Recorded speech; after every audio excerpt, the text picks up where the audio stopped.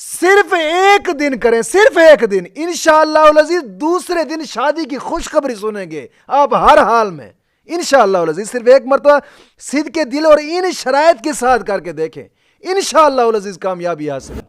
اول آخر 100 مرتبہ درود پاک پڑھیں، درود ابراہیمی پڑھ لیں یا کوئی درود بھی آتا ہے، درود پاک پڑھیں 100 مرتبہ اول آخر۔ پھر یعنی پہلے 100 مرتبہ درود پاک پڑھنے کے بعد 200 مرتبہ یہ آیت کریمہ پڑھنی ہے، بنصر اللہ ینصر من یشاء وہو العزیز الرحیم، بنصر اللہ ینصر من یشاء وہو العزیز الرحیم۔